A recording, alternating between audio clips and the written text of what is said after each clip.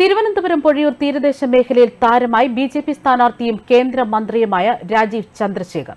വർഷങ്ങളായിട്ടുള്ള തീരദേശവാസികളുടെ ആവശ്യമാണ് വെറും 5 മിനിറ്റ് കൊണ്ട് നടപ്പിലാക്കാമെന്ന് അദ്ദേഹം ഉറപ്പു നൽകിയത്.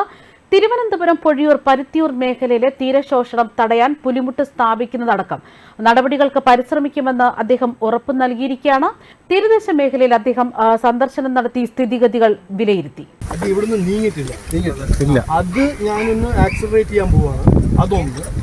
അതല്ലാണ്ട് ഇൻഡിപെൻഡന്റ് ആയിട്ട് എന്തെങ്കിലും ഒരു സ്കീം ഉണ്ടെങ്കിൽ അത് ചെയ്യാൻ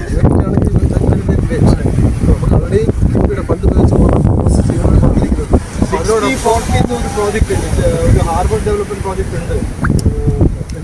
തീരദേശത്ത് ഇപ്പോൾ എത്തിരിക്കുകയാണ്. തിരുവനന്തപുരത്തിന്റെ മണ്ഡലത്തിലെ ഏറ്റവും പ്രധാനപ്പെട്ട ഒരു ഭാഗം കൂടിയാണ്. അല്ല, അത് വിടും. ഇതൊരു ലെജിറ്റിമേറ്റ് പ്രോബ്ലം ആണ്. ഇത് കുറെ കാലമായിട്ട് ഇത് ആരും അഡ്രസ് ചെയ്യുന്നില്ല.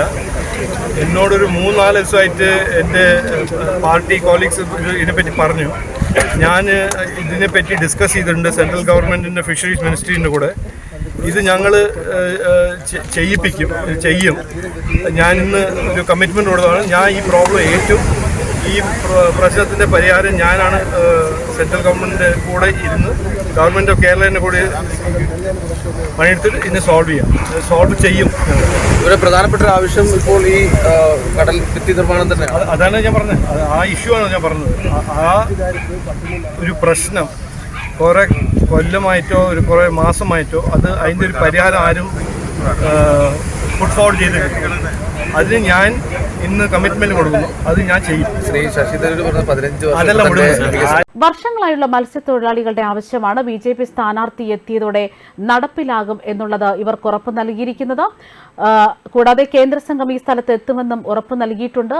വിഷയം അവതരിപ്പിച്ച കൊല്ലങ്കോട് പരുത്തിയൂർ ഇടവക ഭാരവാഹികൾക്ക് രാജീവ് ചന്ദ്രശേഖർ ഉറപ്പ് നൽകി. അതിർത്തിയിൽ തമിഴ്നാട് ഭാഗത്ത് പുലിമുട്ട് സ്ഥാപിച്ചതോടെ കൊല്ലങ്കോട് മുതൽ പരുത്തിയൂർ വരെയുള്ള 1 കിലോമീറ്റർ ഭാഗത്ത് തിരയടി ശക്തമായിരുന്നു. ഇതോടെ 20 മീറ്ററോളം ദൂരത്തേക്ക് തീരം മാറി. 2 ഫിഷ് ലാൻഡിംഗ് സെന്റർ എന്നിവ ഭാഗികമായി തകർന്നിട്ടുണ്ട്. സ്ഥലത്ത് ബിജെപി ജില്ലാ പ്രസിഡന്റ് വി രാജേഷ്, പ്രാദേശിക നേതാക്കൾ എന്നിവർ സ്ഥാനാർത്ഥിക്കൊപ്പമുണ്ടായിരുന്നു. മോദിയുടെ ഗ്യാരണ്ടിയാണ് താൻ നടപ്പിലാക്കാൻ പോകുന്നതെന്നായിരുന്നു രാജീവ് ചന്ദ്രശേഖർ ഉറപ്പു നൽകിയത്. കൊല്ലങ്കോട് മുതൽ പരുത്തിയൂർ വരെയുള്ള 1 കിലോമീറ്റർ ഭാഗത്താണ് തിരയടി ശക്തമായതും. പൊഴിയൂർ പരുത്തിയൂർ മേഖലയിലുണ്ടായ കടലേറ്റത്തിൽ ഇക്കഴിഞ്ഞ നാളിൽ പരുത്തിയൂർ തീരം പൂർണ്ണമായും അപ്രത്യക്ഷമായിരുന്നു. പരുത്തിയൂർ തീരത്തെ 2 ലാൻഡിംഗ് കേന്ദ്രങ്ങൾ കടലാക്രമണത്തിൽ തകർന്നു. ഇക്കഴിഞ്ഞ 2 ദിവസമായി പൊഴിയൂർ മേഖലയിൽ അതിശക്തമായ കടലേറ്റമാണ്.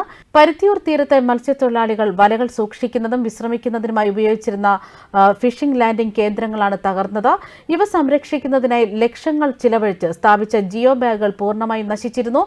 തീരം നഷ്ടമായതോടെ മത്സ്യത്തൊഴിലാളികൾക്ക് വള്ളങ്ങൾ സൂക്ഷിക്കാൻ പോലും സ്ഥലമില്ലാത്ത സ്ഥിതിയായി. വള്ളങ്ങൾ ഇപ്പോൾ ഓഖി സ്മാരക പാർക്കിന് സമീപത്ത് മാറ്റിയിരിക്കുകയാണ്. എന്നാൽ ഈ മേഖലയിലും ഇപ്പോൾ തീരം നഷ്ടമായിക്കൊണ്ടിരിക്കുകയാണ്. കടൽ കൂടുതൽ പ്രക്ഷുബ്ധമായാൽ വരും ദിവസങ്ങളിൽ ഈ ഭാഗം കടൽ കവരുമെന്നാണ് ആശങ്ക.